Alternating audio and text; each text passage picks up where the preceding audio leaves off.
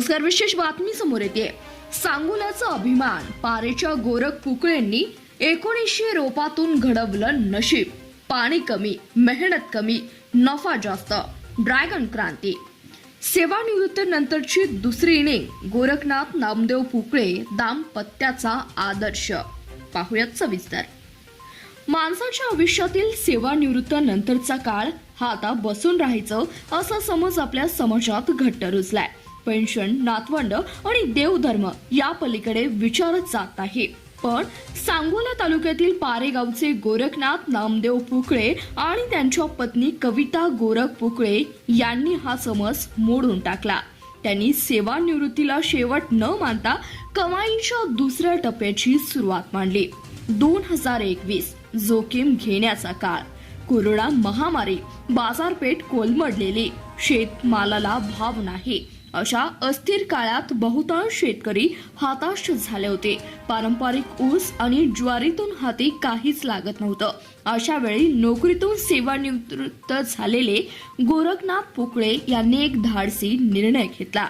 नोकरीतील बचतीच्या पैशातून त्यांनी आणि त्यांच्या पत्नीने 20 ते 25 गुंठे जमिनीत 1900 ड्रॅगन फ्रूटची रोपे लावली. आजूबाजूच्या लोकांनी आश्चर्याने विचारलं, आपल्या भागात ड्रॅगन होईल का? पाणी पुरेल का? पैसा बुडेल? गावाने टिंगल केली. पण या पती पत्नीने एकमेकांचा हात घट्ट धरला आणि कामाला लागले.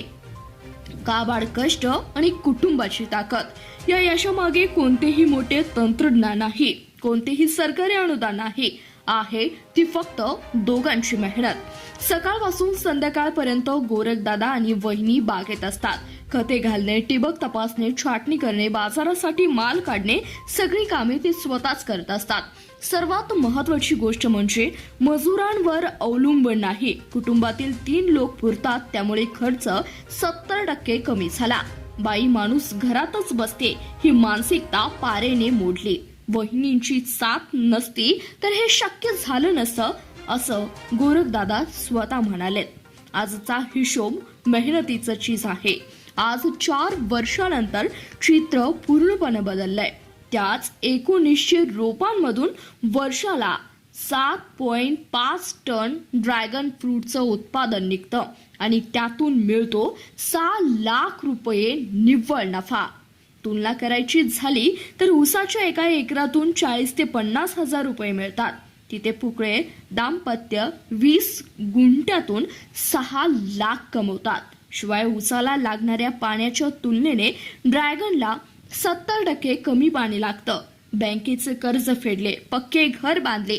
स्वाभिमानाने जगण्याचा मार्ग त्यांनी स्वतः शोधला. एकाचे यश 25 कुटुंबाची प्रेरणा. गोरखदादा पुकळे यांचे यश फक्त त्यांच्या कुटुंबापुरतं मर्यादित राहिलं नाही. त्यांना बघत पारे आणि आजूबाजूच्या 5 गावातील 25 पेक्षा जास्त शेतकरी कुटुंबियांनी ड्रॅगन फ्रूट लागवडीचा निर्णय घेतला.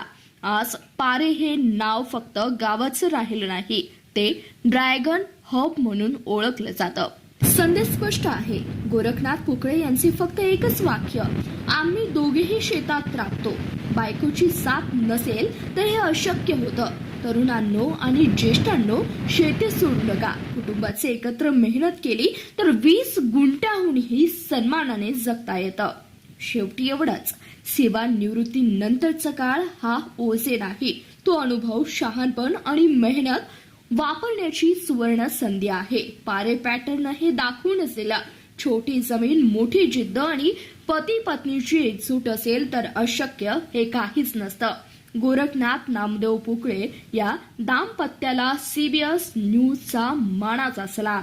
त्यांनी फक्त स्वतःचं आयुष्य बदललं नाही तर एका संपूर्ण भागाला एक नवीन दिशा दिली आहे. नमस्कार. CBS न्यूज मराठीमध्ये सर्वांचं स्वागत. आज आपण आलो आहोत सांगोला तालुक्यातील पारे या गावामध्ये. काय नाव सर आपलं? गोरखनाथ नामदेव पुकळे. ही जी शेती, कशा शेती केली तुम्ही? ड्रॅगन फ्रूटची केली. ड्रॅगन फ्रूटची शेती केली आहे. किती वर्ष झालं बाग लावून? बाग लावून 5 वर्ष झाली. 5 वर्ष झाले. 5 वर्षामध्ये हे फळ किती आहे आता? फळ पहिल्या वर्षी आलं नाही, दुसऱ्या वर्षापासून फळ चालू झालं. म्हणजे 3 वर्ष झाली, 4 वर्ष झाली फळ चालू होणे. बरं. ज्या माळ रानावर फक्त कराड आणि ज्वारी बाजरी हेच पिके घेतली जातात. हे नवीन उपक्रम तुम्हाला कसं सुचलं? आम्हाला सुचलं की असं आम्ही अगोदर खाल्लेलं होतं, म्हणजे आम्ही जे चौकशी केली बरीच, हम्म, म्हणजे कुठं मिळते रोपं, कुठं काय, कसं काय आपल्याकडे येईल का वगैरे सगळं विचारलं. हम्म, सगळं विचारपूस करून आम्ही लावलं मग. हम्म, आणि पहिल्यांदा 10 गुंठच लावलं होतं आम्ही. हम्म, 10 गुंठ्यामध्ये आम्हाला जवळजवळ 2-2.5 लाख रुपये होतात. हम्म, आता परत 10 गुंठे लावले नंतर, हम्म, हम्म, हम्म, आणि ते जवळजवळ अर्धा एकर सगळं झालं. हम्म. खर्च किती आला अर्धा एकराला अर्धा एकरला मला जवळजवळ 3 लाख रुपये खर्च आला. सुरुवातच्या काळात? हां. बरोबर. आता उत्पन्न किती मिळाले आतापर्यंत? आत्तापर्यंत उत्पन्न पहिल्यापासून वर्षाला 2.5 लाख मिळतातच मिळतात. 2.5 लाख. हम्म, हम्म, हम्म.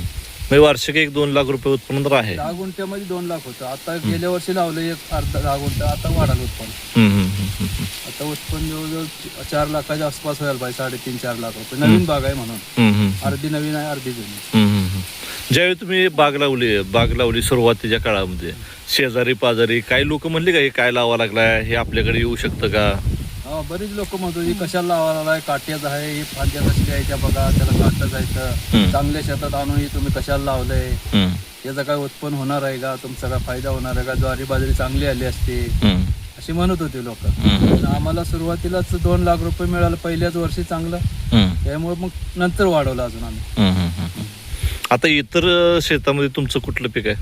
आपल्या शेतामध्ये आता सूर्यफूल आहे, हम्म, केशर आंबा आहे, हम्म, नारळ आहेत, हम्म, आणि थोडंफार एक अर्धा-पाऊण एकर रस्त्यात मका वगैरे करतो. हम्म, हम्म.